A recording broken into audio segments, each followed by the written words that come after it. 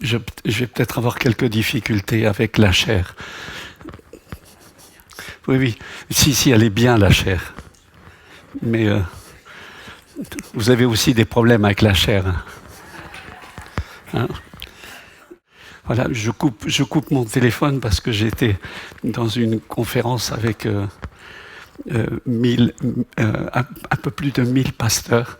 Et puis, en pleine conférence, pendant que j'étais en train de parler, le téléphone sonne. Et j'ai vu s'afficher Marie-Élise. Alors, je me suis trouvé dans un dilemme. J'ai dit, les pasteurs ou ma femme. Les pasteurs ne me feront rien, mais ma femme. Donc j'ai arrêté de parler, puis j'ai répondu. Je dis, ça va Marie? Elle me dit, oui, comment ça se fait que tu ne me réponds pas? Pourquoi tu ne m'appelles pas? J'ai dit, je suis en pleine conférence. Les gens qui étaient là croyaient que c'était une plaisanterie. J'ai dit, pitié, aime-moi toujours, mais là je dois raccrocher. Et ils ont cru vraiment que c'était vrai. Parce qu'ils savent que les Français ne sont pas des menteurs.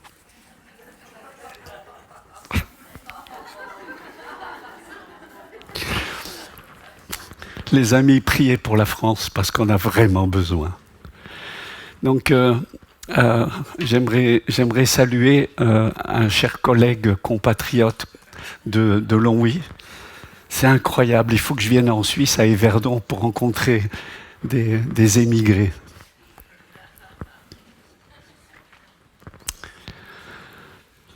Est-ce qu'il y a quelqu'un qui vient ici pour la première fois? Bonjour, bonjour, deux. C'est la première fois que vous venez à ce genre de séminaire? Hein? Eh bien, écoutez, soyez les bienvenus. Hein, vous avez vu, il y avait de la lumière, la porte était ouverte, il y avait du chauffage et vous êtes rentrés, vous êtes dit qu'est-ce qui se passe? C'est une rencontre Soteria. Depuis quelques années, j'ai le privilège de temps en temps de venir. La louange est toujours extraordinaire. Les gens sont vraiment super. Il y a quelques-uns ici que je connais de longue date. Et donc, pour certains, si je parle très vite, si je donne des thèmes ou des versets bibliques, pour certains, vous n'avez même pas besoin d'ouvrir vos Bibles, vous connaissez les textes par cœur. Pour d'autres, ça peut être très nouveau. Et donc, pourquoi je vous dis tout ça? C'est pas important. Hein? C'est même pas l'intro, c'est pour dire bonjour.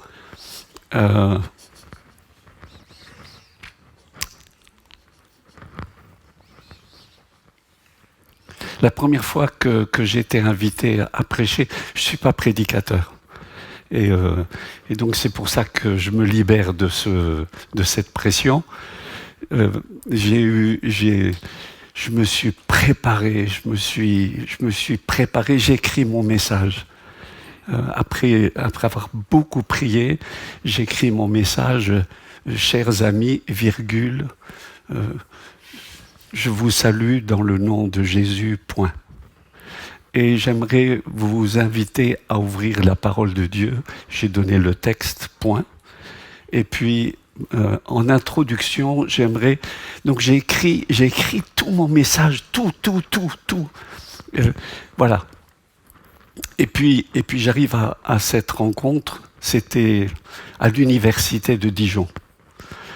J'avais des étudiants qualifiés et moi j'étais avec mes petites notes.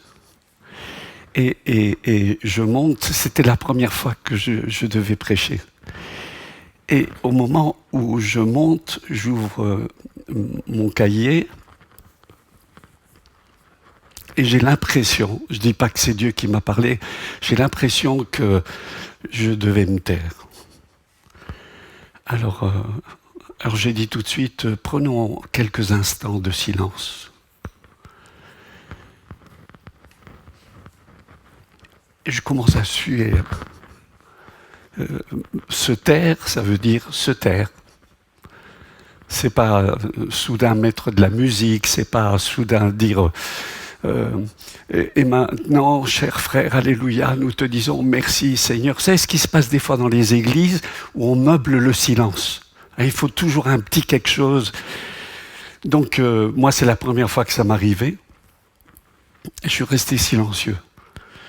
Alors ça dégoulinait de partout. Mais j'étais obéissant.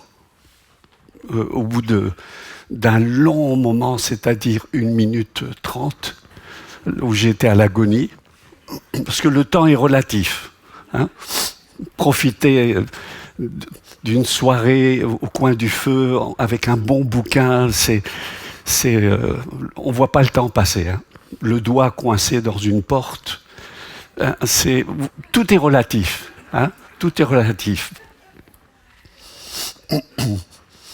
Au bout de 1 minute 30, je me retourne vers le responsable. Il y a environ, je dis 110, 120 personnes qui étaient là. 120 personnes, 240 yeux. Et je demande au responsable combien de temps vous m'accordez. Et ils me disent 40 minutes. Je dis, restons dans le silence. C'est terrible, c'est terrible. C'est terrible. Enfin, pour les gens, ça va. Moi, je ne suis pas les gens. Moi, je suis moi. Moi, j'étais... Et on les pensait. Mais qu'est-ce que tu fais? Lis tes notes, lis un verset, etc. Mais j'avais le sentiment que je devais me taire. Et ainsi fut fait. Les 40 minutes écoulées, j'ai terminé. Le plus impressionnant, c'est que personne s'est levé, personne n'est parti. Peut-être que le miracle se situait là. Donc, je termine et je dis au responsable, je tiens à vous remercier pour votre patience. Et j'allais pour partir, les personnes, comment les jeunes commençaient à se lever, les étudiants, panne de courant. Mais dans les longs couloirs de l'université, noir de chez noir, c'était... On ne pouvait pas, même pas voir la chaise, rien. Et du coup, tout le monde s'assied. Je dis, mais c'est quoi ça? Ça a duré encore 15 minutes. À compter. 40 minutes, plus 15. Au bout de 15 minutes, la lumière revient. Et alors, les gens commencent Là, les gens étaient un petit peu fébriles, ils commençaient à se déplacer. Moi, j'allais partir, panne de courant. Tac, froid. Les gens se rassiaient. 15 minutes encore. De ma vie, moi, j'ai vécu ça. D'ailleurs, ça ne s'est jamais reproduit. Au bout de 15 minutes, la lumière revient, les gens sont partis. À cette époque, il n'y avait pas d'iPhone, lumière. Les gens sont partis. Moi, je suis parti, je voulais parler avec personne. J'étais dans ma petite chambre d'étudiant. Je dis, Seigneur, c'était la chouffe, là. J'ai eu la honte. Là, c'était... Et c'est très important. Dans la vie, il faut bien commencer. Alors moi, j'ai bien commencé. Alors je me sentais humilié. Je suis pas fâché, j'ai jamais été fâché avec le Seigneur. Seigneur, pourquoi? J'ai dit, le Seigneur est le Seigneur. Donc j'ai dit, là vraiment, j'ai dû louper quelque chose, mais bon, je me soumets. La nuit fut très courte et on frappe à la porte. J'ouvre la porte, un étudiant qui était venu à la conférence. C'était un week-end, une fin de semaine, comme on dit chez nous. Il me dit, bonjour monsieur, salut. Et il me dit, ce genre de réunion, c'est commun chez vous l'humiliation. Et alors, tu vois, j'ai gardé la position du diplomate. Non, c'est pas toujours comme ça. Il me dit, c'est la première fois, moi, que je viens à ce genre de réunion. Je suis catho, et on m'a invité. Et dans le silence, j'ai entendu... excusez-moi, je suppose que vous n'allez pas croire. Je dis, allez, vas-y, raconte tout ce que tu veux, vas-y. J'ai entendu... Il y a deux chemins. La vie ou la mort. Choisis la vie. Il y a deux chemins. Choisis la vie. Choisis la vie. Et pendant que j'avais cette pensée constamment qui revenait dans le silence, j'avais comme l'impression qu'il y avait une épée. Vous n'allez pas me croire, etc. Comme une épée qui me traversait. Alors c'était douloureux sans être douloureux. C'était brûlant sans être brûlant. Choisis la vie. Choisis la vie. Ce garçon, sur le pas de la porte, acceptez, recevez le Seigneur. Il est parti, j'ai fermé la porte, je me suis dit, Seigneur, tu fais les choses vraiment bien. Tu fais bien mieux que mes petites notes. Je vous raconte une deuxième expérience.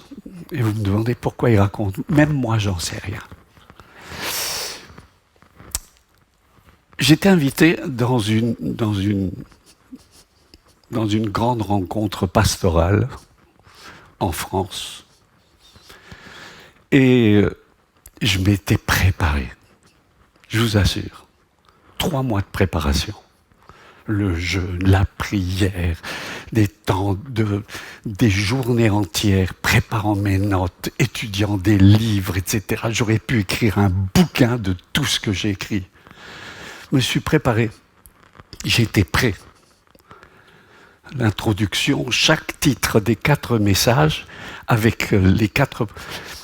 Je monte pour prêcher. Prêt. Fire. Sentais que le feu il allait sortir de mes doigts. Et donc je vais commencer. Il se reproduit la même chose. Et moi, voulant faire le malin, j'ai commencé à lire mes notes. Et pendant que je lisais mes notes, les paroles, elles tombaient. Je ne sais pas si ça vous est arrivé. Oh, j'aimerais bien que quelqu'un me dise, ouais, à moi, ça m'est arrivé aussi. Je dis, au moins, je m'identifierais à un pécheur. Enfin, bon.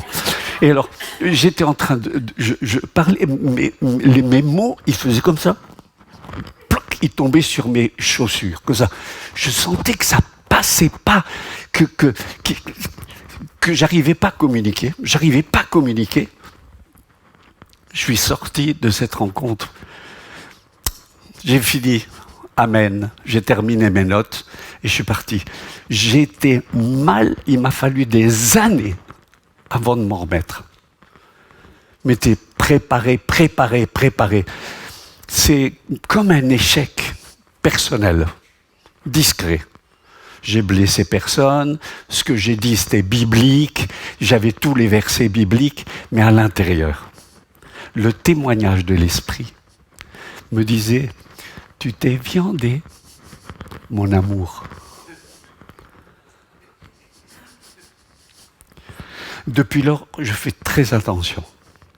Et je me dis, Seigneur, si je viens, j'aimerais simplement être celui qui va communiquer ce que toi tu veux. Et je vais vous dire une autre chose. Je lis jamais ma Bible. Je fais très attention. Je lis jamais ma Bible pour sortir un message. Je lis pas ma Bible pour dire ça, c'est un verset qui va faire du bien. Je lis ma Bible pour moi. J'aime la parole de Dieu. Pour moi. Et ce qui déborde, s'il y a quelque chose qui déborde, eh ben peut-être il y aura quelques gouttes pour vous. Mais je ne peux pas vous donner ce que Dieu me donne.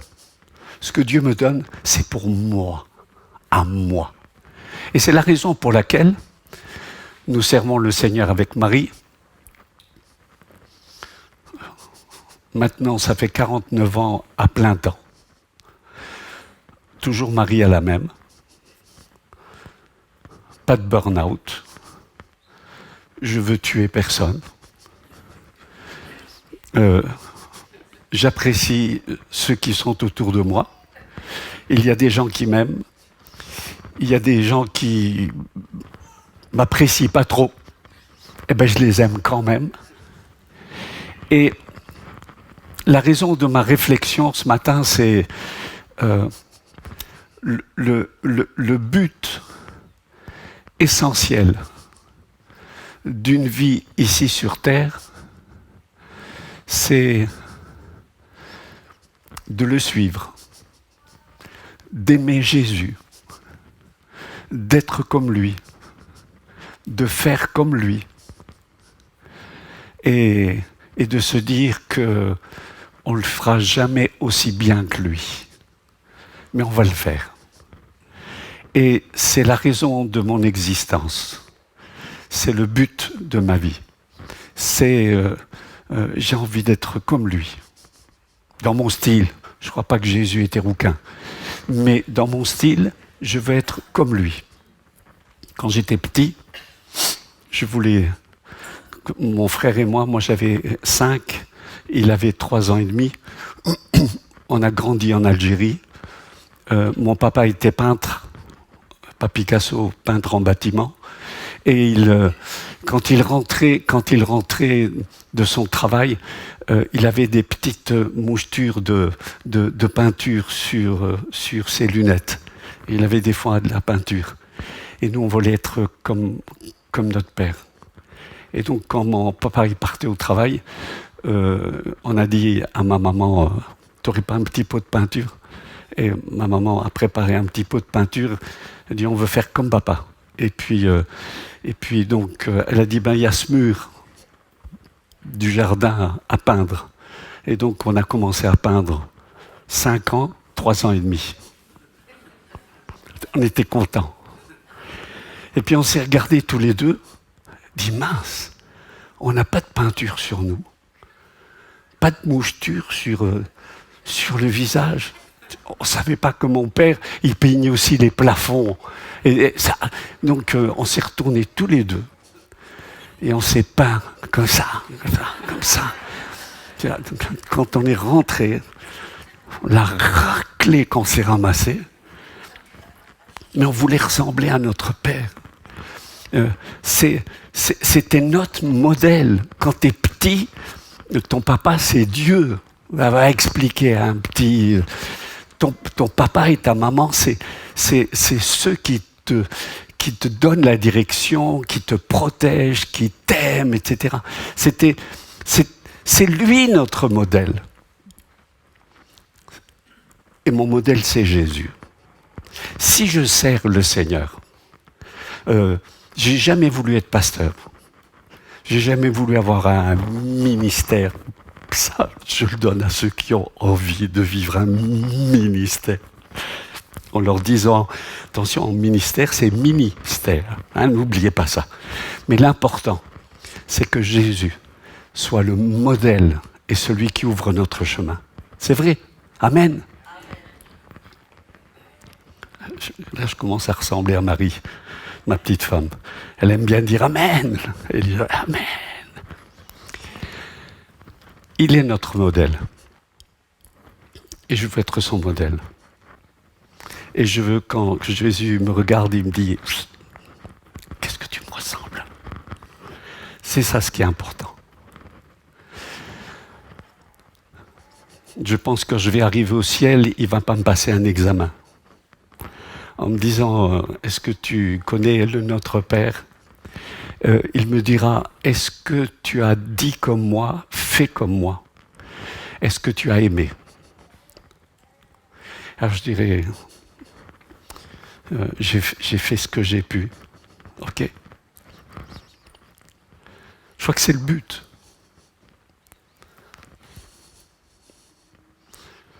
Si nous vivons des temps de miracles, ou de guérison, ou d'adoration, c'est parce que nous voulons être comme lui et faire comme lui. Quand il parle à la Samaritaine, dans un sujet aussi profond que l'adoration, c'est que sûrement, il est un adorateur. Si nous prions pour les malades, nous faisons comme lui. Si nous prions pour qu'il y ait des délivrances, nous faisons comme lui. Si nous voulons partager ses paroles, c'est parce qu'il nous dit « moi je m'en vais ». Et je m'en vais. Et ce qui va rester, ce sont mes paroles. Alors dites-les le plus proche possible de ce que moi j'ai dit.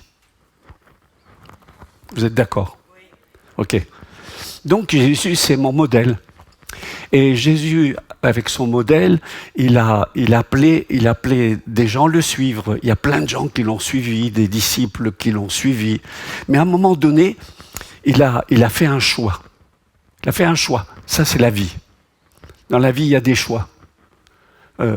Et il a choisi 12 hommes. Et ces 12 hommes, avec cette équipe qui normalement devait réussir, avec ces 12 hommes, il allait révolutionner le monde.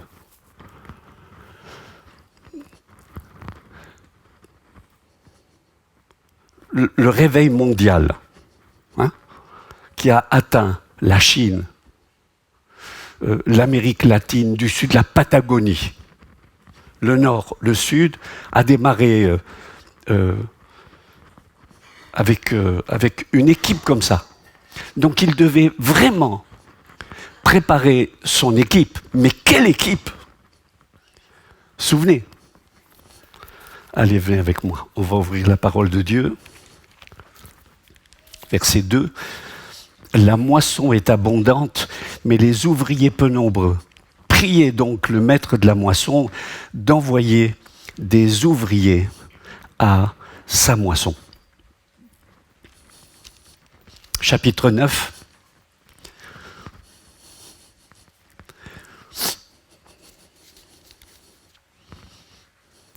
Il advint comme, verset 51, il advint comme s'accomplissait le temps où il devait être enlevé, qu'il prit résolument le chemin de Jérusalem et envoya des messagers en avant de lui. S'étant mis en route, ils entrèrent dans un village samaritain pour tout lui préparer, mais on ne le reçut pas, parce qu'il faisait route vers Jérusalem. Ce que voyant, les disciples, et il y en a deux qui sont mentionnés, Jacques et Jean, dirent « Seigneur, veux-tu que nous ordonnions au feu de descendre du ciel et de les consumer ?» Mais se retournant, il les réprimanda dans un autre évangile. Il va leur dire « Vous ne savez pas de quel esprit vous êtes animés. » Son équipe, une équipe spéciale.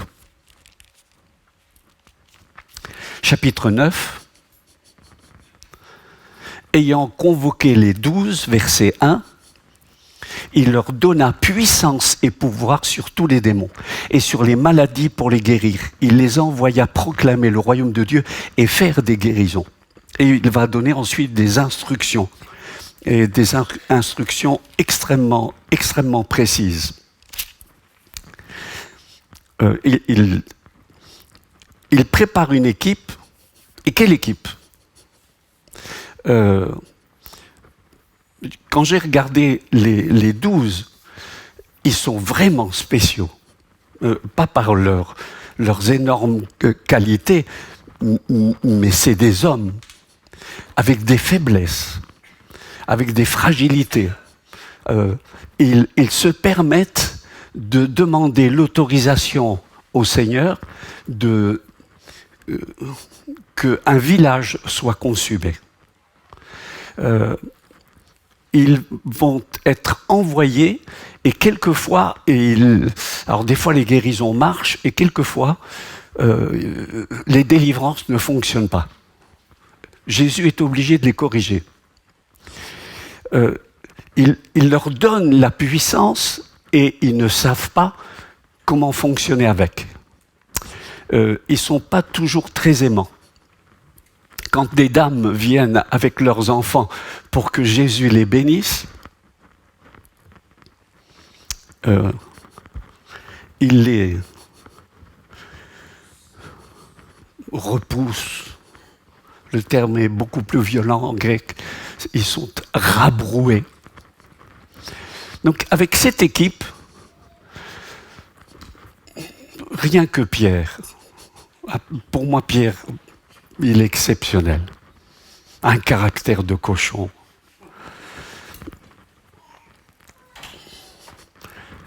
Il parle avant de penser. Il est exceptionnel. Il est exceptionnel.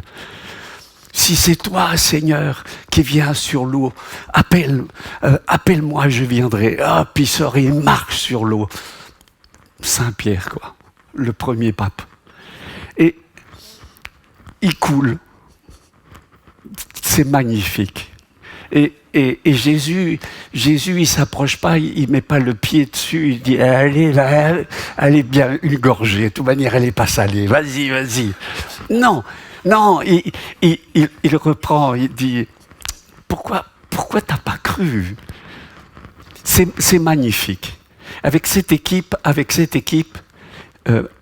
il a révolutionné le monde. Et nous, on cherche des fois la perfection de la gloire du top 50. Alors que Jésus, il aurait pu choisir des théologiens.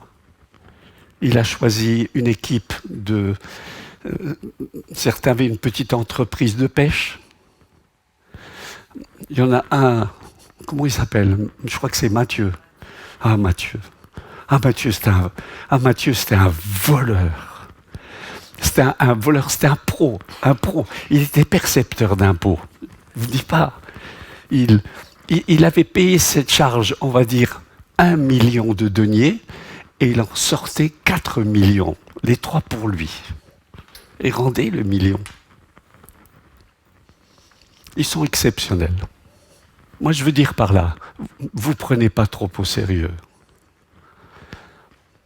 Si Jésus a fait de Saint-Pierre le premier pape, qu'est-ce qu'il pourrait faire avec vous?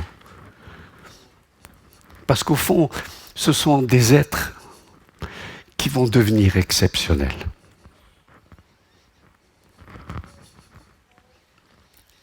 Tout ça pour ça. Eh oui, tout ça pour ça. Mais j'aimerais juste attirer votre attention sur un. Et vous allez deviner vite. Parce que, au travers de cette personne, je crois que il y a quelques conseils pour ceux qui sont ici et qui sont appelés à aider. Et qui sont appelés à aimer. À aimer les gens qui ne sont pas toujours aimables.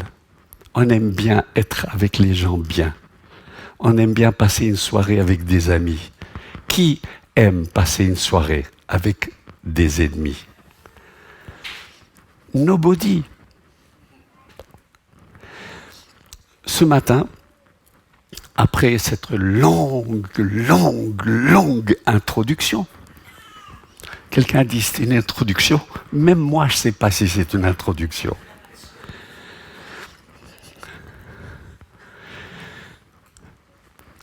J'aimerais vous parler de l'adorateur, de celui à qui on a donné le nom de louange. Celui qui, comme moi, qui s'appelle, je m'appelle pas Louange, je m'appelle Vincent. Vincent veut dire victoire, vainqueur. Vincenzo, Vicente, Enzo Ferrari. Enzo, c'est Vincenzo. Ne l'oubliez pas. Le victorieux. Hein? Votre nom a une importance capitale. Donc, j'attire votre attention sur un disciple qui devient apôtre par choix divin et qui s'appelle Judas Louange, choisi par Dieu, appelé par Dieu. Et comme Jésus, c'est mon modèle, je dois apprendre aussi à suivre ses directives. Jésus, l'amour parfait, qui a transformé ma vie, et jusque ce jour, j'arrive pas à m'en remettre. De rencontrer ce cher Judas. Judas qui fait partie de l'équipe, Judas le mystérieux, Judas tellement étrange, qui a fait partie de l'équipe. Et qu'un jour, on le lit dans Jean 13, Jean 14, on va découvrir qu'il sera là pour la dernière scène, le dernier repas. Il va être là et on lit ce texte et Satan rentra en lui. Non, pas un démon. Satan rentra en lui. Oh, oh, oh, oh, oh, oh. Un démon, il rentre pas comme ça. Comment c'est possible que quelqu'un qui était avec Jésus 3 ans, Jésus le pèlerin, Jésus le mendiant, Jésus le pauvre, obéissant à Dieu, qui a fait des milliers de kilomètres du nord d'Israël jusqu'au sud, de l'est à l'ouest, passant les frontières et au-delà des frontières, pour être témoin de Jésus, accompagné de ses 12, et il y en avait plus. Il avait une équipe énorme au climax de son ministère. À ce moment-là, ses prédications, des fois elles étaient extraordinaires et des milliers de personnes le suivaient, mais dans sa garde rapprochée, il avait les apôtres, il avait les 12 et il avait des disciples. Et plusieurs de ses prédications attiraient un monde fou, quelle gloire! Et il y avait d'autres prédications qui finissaient en eau de boudin. Ça veut dire, ça se terminait très mal.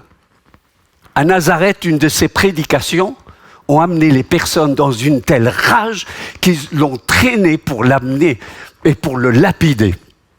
D'où vient le chant « Oh, lapider ». Non, c'était juste pour vous calmer un petit peu.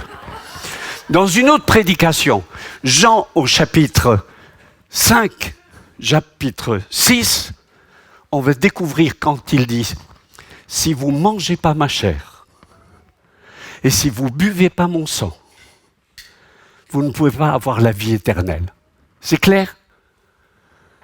Les disciples, ils ont été choqués.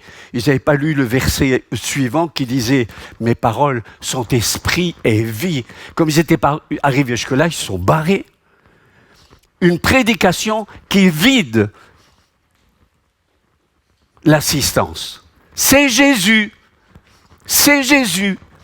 Ce n'est pas le Jésus d'un morceau, c'est le Jésus de partout. Ils ont suivi Jésus. Ils ont dormi avec Jésus. Ils ont mangé avec Jésus. Ils ont crevé de faim avec Jésus. Pourquoi? Parce que Jésus, c'est le modèle. Parce que Jésus, c'est celui qui veut introduire sur la réalité de construire le royaume. De construire ce que Dieu veut qu'on accomplisse. C'est d'aimer. D'aimer toujours. Pas de lire. Et maintenant, j'aimerais vous dire le Notre Père et certains versets. Je connais aussi Jean 3,16, car Dieu a tant aimé. On se calme. Quand on ira au ciel, on n'aura pas besoin de réciter nos versets, mais Jésus va regarder dans notre cœur. Comment t'as aimé, petit? Comment t'as aimé? Est-ce que t'as aimé vraiment? Ah bah ouais, j'ai aimé. T'as aimé ceux qui t'aimaient? Où est le sacrifice? C'est là où... Donc ma réflexion nous emmène dans cette direction. Comment c'est possible d'être dans la présence de Jésus et de garder des choses secrètes dans son cœur? Comment c'est possible d'être Fifi, Loulou et Riri, des coquins, mais on le dit à personne? Eh ben moi j'en ai rencontré. J'en ai rencontré. Malheureusement, je suis pasteur. Maintenant, je l'accepte. On me l'a même écrit, pasteur. Je suis obligé de le croire. Et je me trouve avec une bande de pasteurs où je parle d'intégrité, d'être comme Jésus, Jésus le modèle, la sainteté, etc. Marchez, soyez fidèles à votre épouse, etc. Mais et tout le monde dit, ouais, amen, ouais, quelle onction, gloire, alléluia. Et je découvre 2 semaines après qu'il y a des pasteurs, ils couchent avec une autre bobonne. Et pas seulement ça a été un dérapage, non, c'était un dérapage de 1-2 ans. Et qu'il avait d'autres enfants. Je dis, mais ça va aller, oui. Donc on peut, sans problème. Enfin, moi quand j'étais petit, j'osais même pas dire un mensonge à ma mère. Déjà que j'étais rouge, je devenais rouge partout. Je pouvais pas mentir. Ma mère me disait, t'as fait ça? Non, je vais mourir. Et hop, je m'effondrais. Je pouvais pas mentir. Vous imaginez? Jésus, il rencontre. Non, il passe une soirée avec ses apôtres et il leur dit, look at. Regarde mon cristallin. L'un de vous me trahira. Enfin, ils n'étaient pas 40 000, ils étaient 12. L'un de vous me trahira. Et les apôtres, ils ont dit, moi. Et Judas, il a dit, moi. Pas moi, Seigneur. Il avait déjà dans sa poche la bourse avec les 30 deniers. Et il n'a même pas rougi. Un menteur avec Jésus. Mais qu'est-ce qu'il faisait Judas dans l'équipe? Ah non, ne répondez pas. Comme dirait ma mère, attention. Ne réponds pas. Comment ça se fait que Jésus, parmi les apôtres, il a choisi aussi Judas? C'est intéressant, le texte ne le dit pas. Si on sait, et on a vu l'appel de Matthieu, et passant, il dit, suis-moi. Il a suivi. Avec Judas, on ne sait pas. Donc moi, je ne vais pas vous inventer une salade. Mais il a été choisi. S'il vous plaît, ne me dites pas. Pensez-le. Pensez ce que vous voulez. Vous êtes libre à l'intérieur de chez vous. Ne dites pas qu'il a été choisi pour être l'instrument de la trahison. Ne dites pas ça. Ne dites pas ça. Parce que moi, je vous dirais, comment l'amour,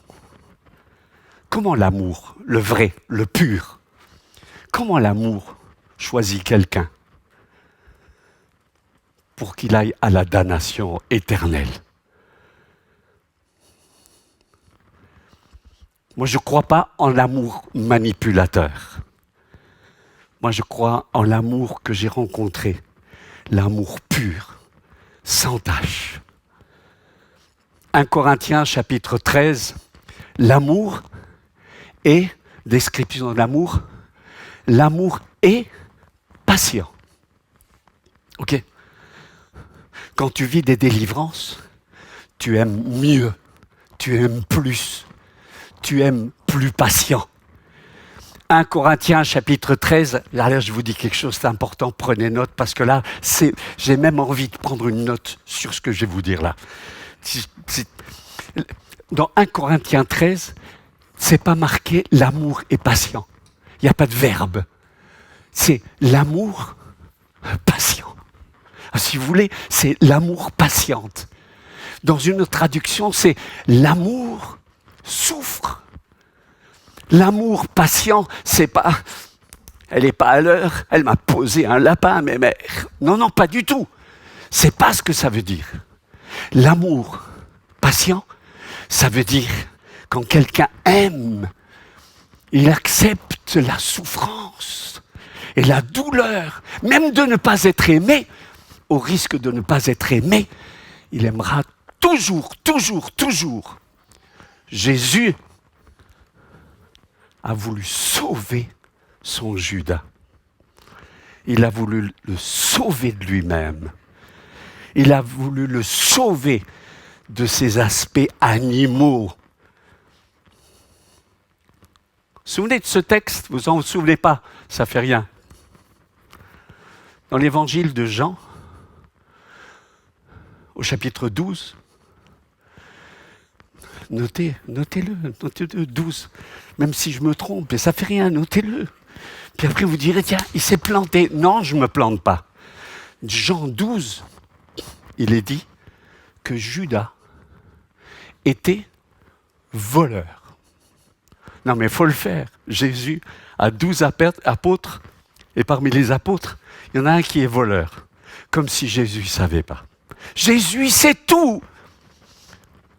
N'humanisez pas Jésus au point de croire qu'il ne savait rien et que de temps en temps, il recevait une révélation. Non, non, non. Il est Dieu. Il sait tout. Il ne pêche pas. Il te regarde dans les yeux comme ça, il te dit « Qu'est-ce que je t'aime ?» Et puis c'est du vrai. Il savait. Il savait. Maintenant la question. Pourquoi il était voleur?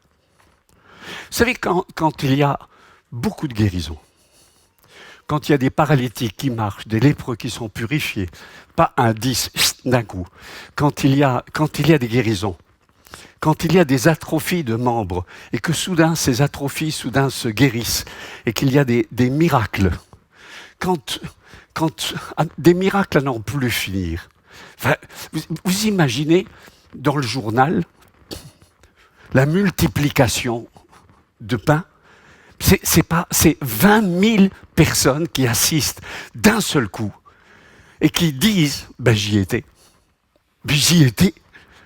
Mais c'est vrai, quand il y a des miracles, quand il y a des manifestations de puissance, quand vous imaginez changer de l'eau en vin, c'est énorme, mais pas seulement du vin, mais pas de la piquette. C'était du très bon vin. Enfin, je sais que les Suisses font du très bon vin. Mais celui-là, je suis désolé. Les Suisses, ils étaient là. Les Français, par là. Et alors, dans Jean 2, hein, non, c'est pas là, c'est là. Vous imaginez? C'est énorme. Eh bien, vous savez, quand il y a des miracles, il y a une abondance financière qui coule. Tu n'as pas besoin de demander.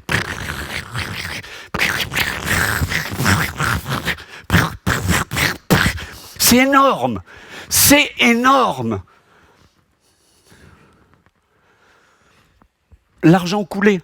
Écoutez bien, et Jésus, c'était un pauvre. Je vous le souligne encore une fois. Jésus était un pauvre. Tout ce qu'il recevait, tout. Des fois, c'est too much, tout. Hop, pour les pauvres. Ce qui est extraordinaire, c'est quand il avait tout donné, Jésus lui dit, ben, on s'en va.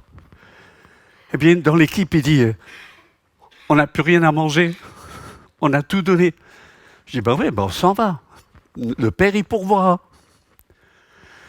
Et l'équipe, c'était des gaillards. Eh bien, ils avaient une de ces faim. À tel point, quand ils sont passés dans un champ de blé, ils ont mangé, et je vous dis, s'ils avaient faim, ils ont mangé les grains de blé tout crus. Hein? Comme ça. Tellement ils avaient la dalle, et ils se disaient, ils ne pourraient pas faire une petite multiplication de quoi? Ni poire, ni pomme, ni fromage, ni olive, ils avaient tout donné, tout. Jésus va nous enseigner ça. Apprendre à vivre en ayant et en n'ayant plus. Et donner. Non, pas donner en garde. Non, donner. C'est un enseignement. Pourquoi je vous dis ça? Actes chapitre 3. Pierre et Jean montent au temple et ils voient un pauvre homme handicapé. Ils vont se retourner et Pierre va dire « Ah non, cette phrase elle est trop forte.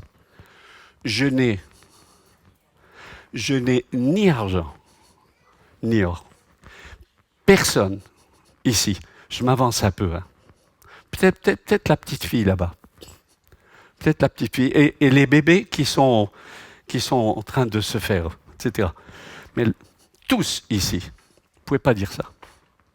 Même pas moi. Même pas moi. Je n'ai ni argent, ni or. Mais ce que j'ai, je te le donne. Tant que tu as argent et or, eh bien mon ami, tu peux dire, tiens, un petit peu d'argent, va voir le médecin. Et je te donne un petit peu de sous pour t'acheter des médocs. Mais le jour où tu dis, ça c'est le modèle Jésus. Jésus enseignait ça. Et Jésus avait enseigné ça pour qu'un jour Pierre et Jean le sortent. Et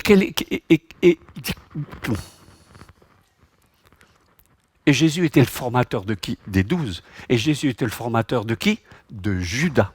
Mais pourquoi il était voleur?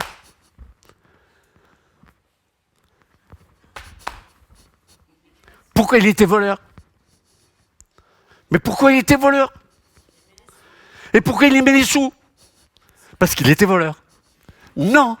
Hein? Quand tu es voleur, c'est que tu as besoin de sous. Et quand tu voles encore, c'est que tu as besoin d'encore plus de sous, parce que les sous d'avant, tu les as dépensés. OK? Mais qu'est-ce que tu as fait avec les sous?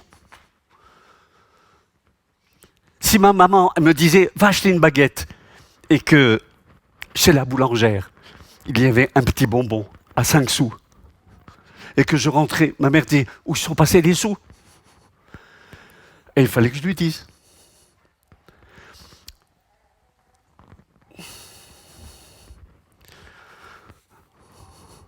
Qu'est-ce que ça fait avec tes sous? Qu'est-ce que tu fais avec tes sous?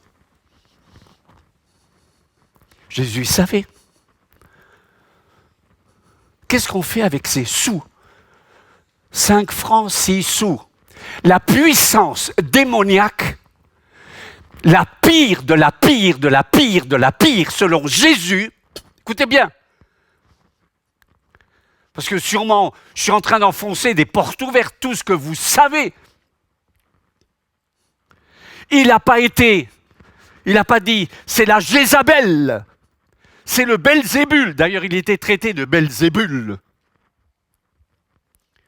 Il a dit, tu ne peux pas servir Dieu et mammon. Tu ne peux pas servir Dieu et la puissance de l'argent. Il a comparé son appel, sa vie, sa seigneurie, il a comparé à une puissance parallèle qui s'oppose. La puissance de l'argent est une puissance mondiale. Mondiale. Les guerres, c'est quoi?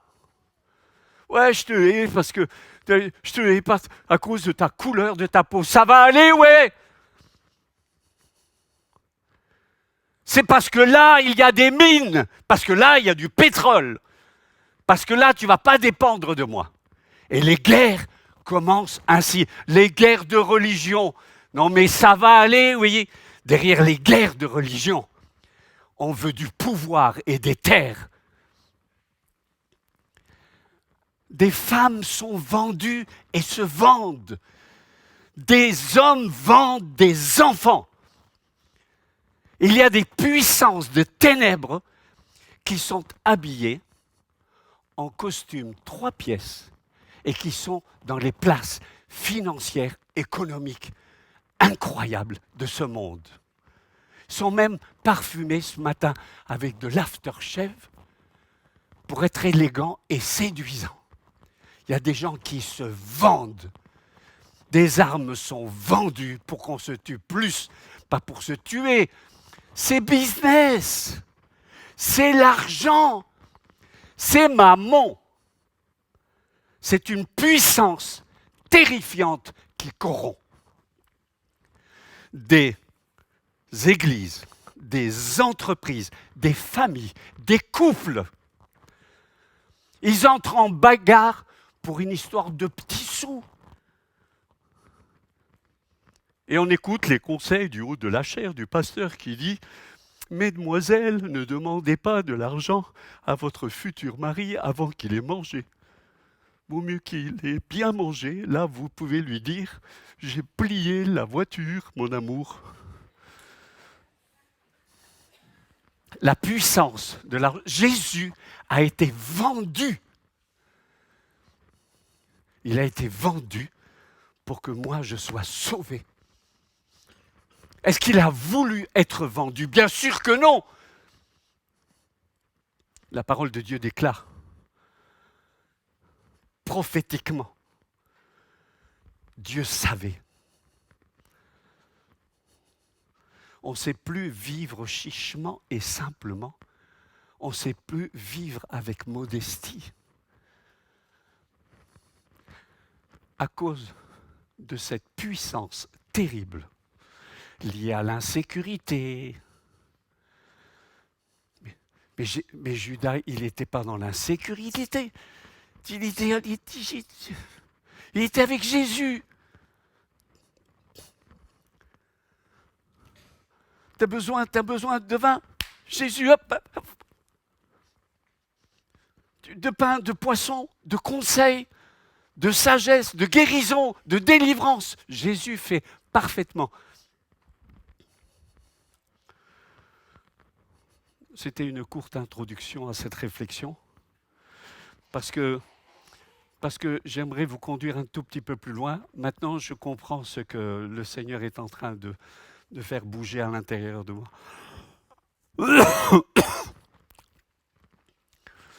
T'es pas content avec quelqu'un qui a un sale caractère? Ah pardon, c'est ta femme. Excuse-moi. Ou tu trouves que ton mari a un sale caractère?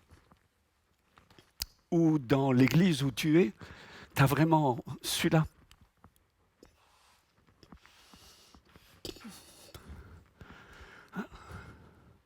Et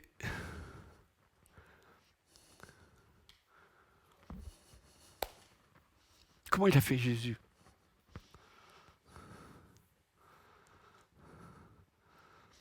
Alors juste pour la vidéo, j'aimerais vous inviter à cette réflexion. Comment Jésus, il a fait pour supporter quelqu'un comme Judas et l'aimer encore. Oui, mais on ne m'aime pas. Que Dieu vous bénisse. Je passe à la deuxième partie. J'ai juste besoin de vous regarder. Comment? Oui, c'est fini. Comment tu fais?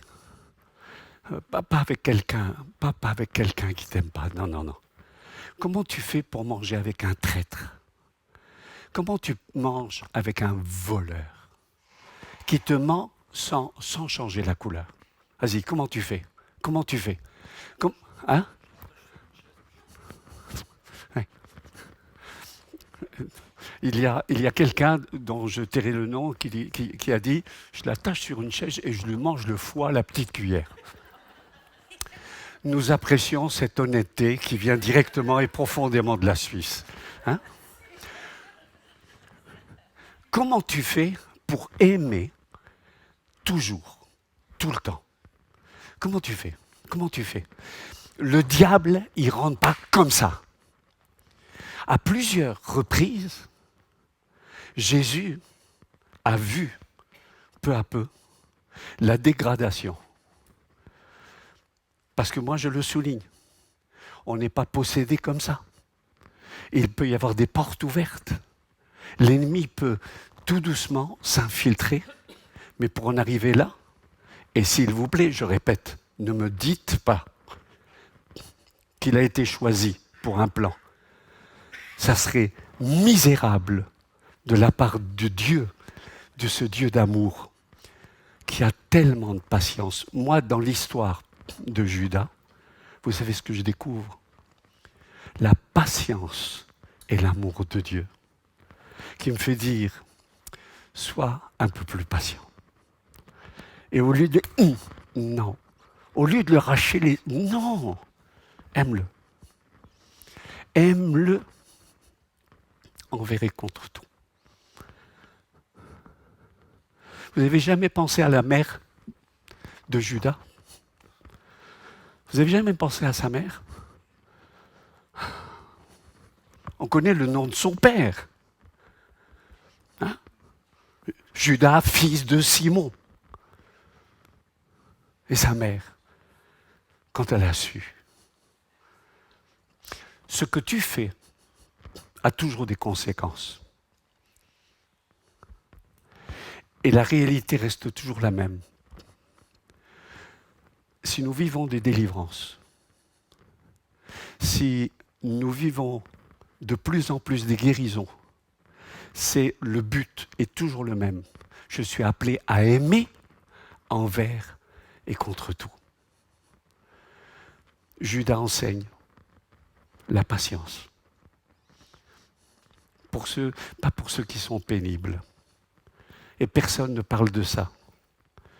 La torture et la douleur de Jésus, la parfaite pureté, d'être à côté de quelqu'un que tu sais qu'il est pourri.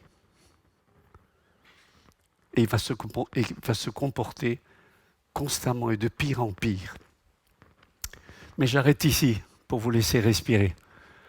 Judas, celui qui loue, celui qui est appelé à louer, celui qui est appelé à adorer. Judas va se révéler tout doucement, tout doucement. Vous avez remarqué? Une seule fois, il est mentionné dans Jean au chapitre 12 comme il était voleur, parce qu'il prenait ce qu'il avait dans la bourse. Une seule fois. Pourquoi? Nulle part ça se trouve. Pourquoi là? Écrit par quelqu'un qui a entre 80 et 90 ans. Pourquoi? Et je vous ai dit, pourquoi il était voleur? Tu as besoin de sous, pourquoi? Pour aller jouer au casino? Il n'y avait pas de casino. Pour de la coke? Il n'y avait pas de coke. Pourquoi? Il y a des hommes qui, ayant touché leur paye de l'usine, en rentrant à la maison, ils ont un café, ils s'arrêtent au café et ils dépensent tout. Ils ont dépensé tout en quoi? C'était un coureur de jupons. Tu as besoin de sous. Et il faut beaucoup de sous. Tu te fais presser le citron. C'est apocryphe ce que je dis. Mais alors, m'en fiche, moi. Soyons logiques.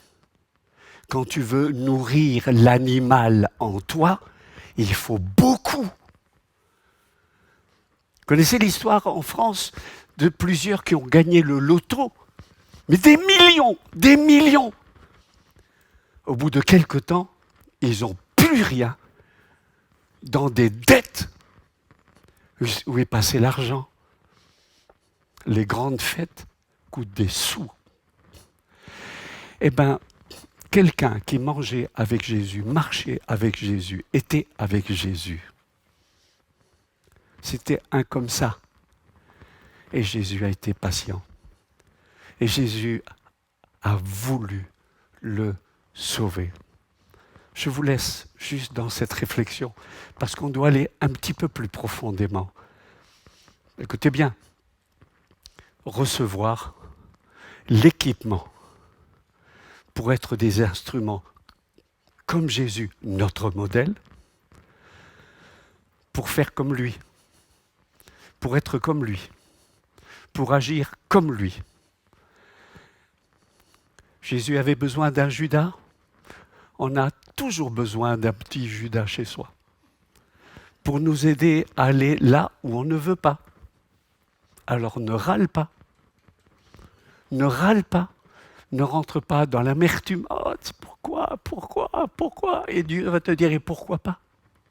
Je veux t'apprendre. Je veux t'enseigner. Te faire grandir, c'est pas en écoutant un message. Hein. Ça peut transformer. C'est dans le feu de la vie que tu vas rencontrer.